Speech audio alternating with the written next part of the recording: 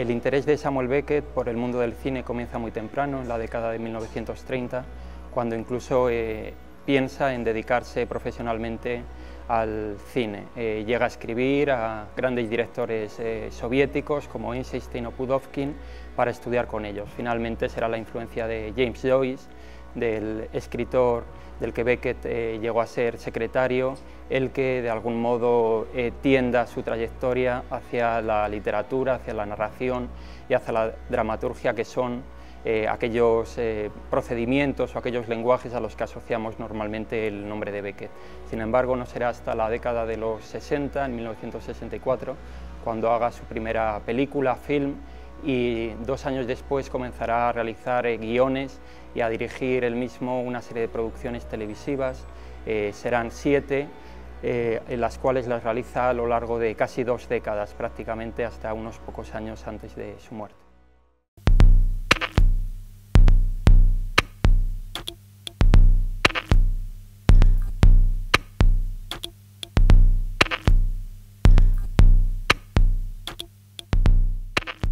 El hecho de que Beckett, en su única incursión cinematográfica en film y en algunas del resto de sus producciones televisivas, prescinda de la palabra o la reduzca prácticamente al mínimo, como en film, donde simplemente la banda sonora se reduce a un siseo que obliga al silencio a uno de los personajes, es quizá la señal más evidente de cómo Beckett busca las cuestiones específicas del medio audiovisual.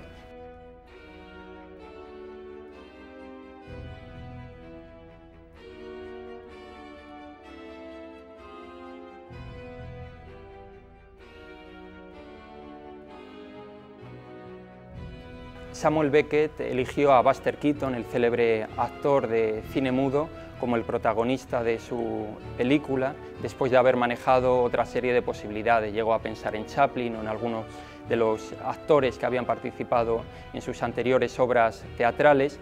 Finalmente se decantó por Buster Keaton, alguien que ya hacía años que no trabajaba en el medio cinematográfico, que había pasado una terrible temporada de alcoholismo y de soledad, y parece que el encuentro fue cuanto menos singular. Film parte de una máxima filosófica del obispo irlandés Berkeley, que dice: ser es ser percibido. Eso de algún modo es como la propuesta formal que desencadena todo el desarrollo de la película. Veremos inicialmente, ya desde las primeras escenas, a un personaje huyendo despavorido de la cámara que le va persiguiendo, un personaje que primero huirá por la calle, luego se internará en el interior de su propia habitación e intentará ocluir completamente cualquier mirada que le pudiera alcanzar. Lo que finalmente se descubre al final de la película es que la cámara que le está persiguiendo no es sino otra forma de su propio yo. Es decir, al final veremos la cara de Keaton, que se enfrenta directamente a su otro yo, que no deja de ser el propio Keaton.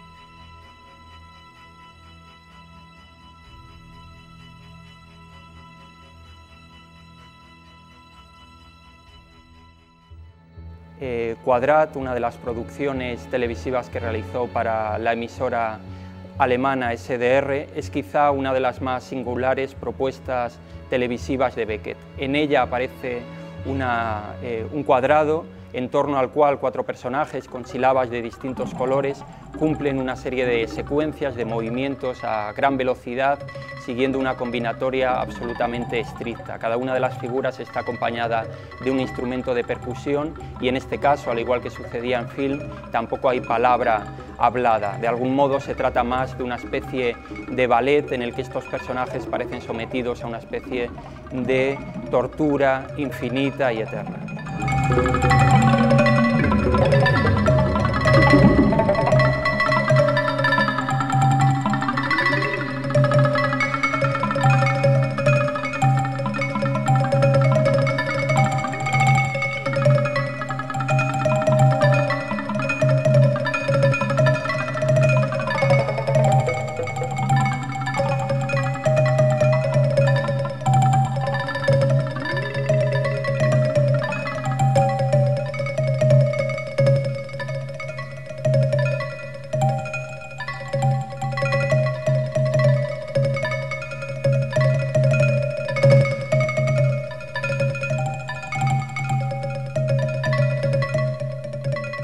Lo que sorprende cuando uno se enfrenta a las producciones televisivas y cinematográficas de Beckett es la búsqueda de una forma estrictamente visual y sonora, es decir, no se trata de lo que normalmente asociamos a un cine o una televisión hecha por un escritor, sino que lo que acentúa extraordinariamente sus producciones es la búsqueda de una forma, lo que él llega a denominar en una carta a Alan Schneider, uno de sus colaboradores, la búsqueda de la belleza y la extrañeza de la imagen pura.